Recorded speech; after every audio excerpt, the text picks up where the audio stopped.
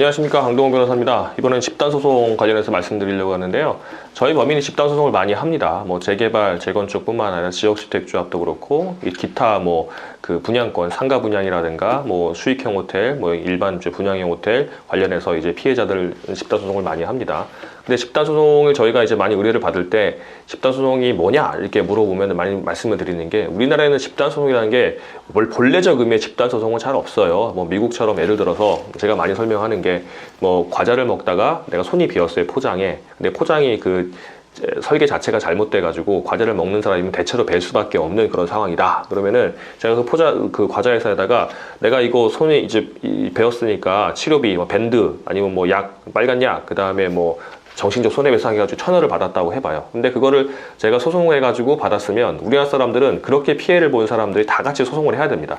소송 안 한 사람은 영향을 미칠 수가 없으니까. 근데 미국 같은 경우는 또 독일도 마찬가지고, 그러니까 이게 똑같은 상황이 있다는 걸 입증만 하면은 소송 안 하고도 받을 수 있는 경우들이 많아요. 이게 사회적으로 이제 다 소송하면 너무 자원이 많이 이제 소요되니까요, 이제. 그래서 근데 우리나라는 그렇지가 않습니다. 특수한 경우, 증권 관련 집단 소송이라든가 그런 정도는 모르겠는데, 이 외에는 이제 개별 소송만 할 수가 있는데, 그 외의 집단 소송은 어떻게 되는? 제가 말씀드린 집단 소송은 그냥 같은 상황에 처한 사람들끼리 같이 모여서 하는 겁니다. 그게 집단소송입니다. 그래서 재개발, 재건축, 지역주택조합, 일반 이제 상가 분양이라든가 그런 피해자들이 여러 명이잖아요. 이런 분들이 이제 각각 하시다 보면은 변호사 보수라든가 기타 인질대라든가 비용 부담도 좀 많고, 그다음 혼자 하시면 또 무섭죠. 한국 사람들이 같이 모여서 하고 싶어 하니까. 그래서 이제 여러 명이 하시게 되면 비용도 좀 줄어들게 되고, 같은 사람들끼리 이제 또 이제 기대면서 하게 되니까 좀 안심도 되고 하면서 집단소송을 많이 하십니다.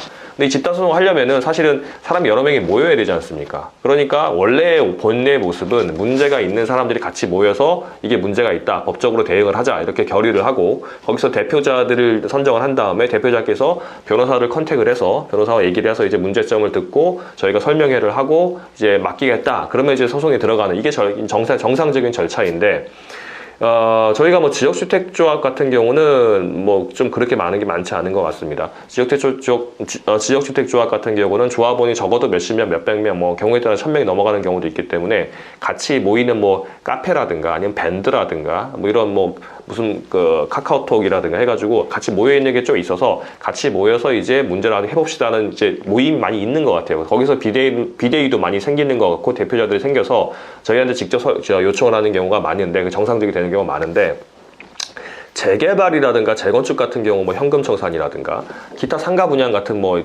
분양형 호텔 같은 이 피해자들 같은 경우는 이게 흔히 많이 발생하다 보니까 브로커들이 많이 왔다 갔다 합니다. 그러니까 브로커들이란 뭐냐면 브로커리지죠. 브로커. 그러니까 중간에 중개하는 사람들이 많이 있는 거예요. 근데 그건 불법이거든요.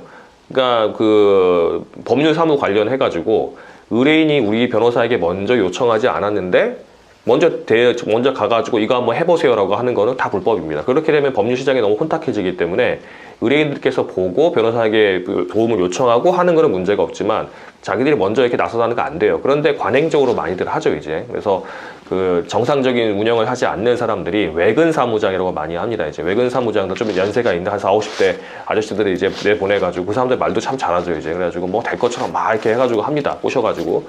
그러면은 그 사람들 보고 이제 그 사람들이 보통 대표자격하고 이제 딜을 하죠. 이제 얼마 하겠다 하고. 경우에 따라서 그 사람들끼리 금품이 오가는 경우들도 있어요. 그래서 그렇게 하는데, 그렇게 하면 완전 다 불법이고 형사처벌까지 될 수가 있는 거고요. 더구나 사건도 잘 진행이 되지가 않습니다. 왜냐하면 브로커 통해서 하기 때문에 변호사가 잘 나서지도 않고, 진행된다고 하더라도 그런 경우는 브로커들이 자기가 수수료 받고 빠지고 이런 경우가 많기 때문에 법무법인 입장에서 제대로 일할 유인이 적죠. 왜냐하면 수익이 제대로 남지가 않는데 할 수가 없는 겁니다.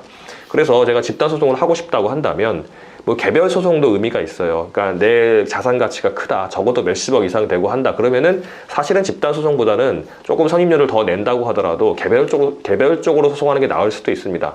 단위가 크기도 하고 더 케어를 좀 많이 받을 필요성이 있으니까, 이게 몇십억짜리 자산가 같은 경우에 이거 변호사 보수 몇백만 원, 돈 천만 원 왔다 갔다 하는 게 더 차이가 큰 건 아니죠. 사실은 이제 이 자산 가치가 10% 높아지면 몇 억이 왔다 갔다 하는 거니까 그거보다는 개별적으로 하는 게 낫고, 한 몇 천만 원에서 몇 억 정도의 이제 서민들께서는 집단 소송이 아무래도 좀 유리할 수 있겠죠. 이제 같이 모여서 하시게 되면은 변호사 이제 같이 모이셔가지고 문제가 뭔지 들어본 다음에 대표격을 선정하시고, 그 대표격에서 변호사를 선정하셔가지고 연락을 주시면 그 대표자가 관련 자료를 해가지고 저희 사무실에서 다시 얘기를 해서 이제 문제점을 파악을 하고, 그 다음에 저희 회사 이제 내근 사무장을 통해 가지고 이제 일정 조율을 해서 설명회를 잡고 저희가 변호사 직접 가서 설명회를 하고 그 다음에 진행이 되는, 이렇게 진행하는 게 맞을 겁니다. 중간에 브로커가 끼거나 아니면 또 직접 가가지고 사무장들이 왔다 갔다 해서 하게 되면은 그 자체도 불법일 뿐더러 사건 내용 제대로 진행되지 않는 경우가 너무 많습니다.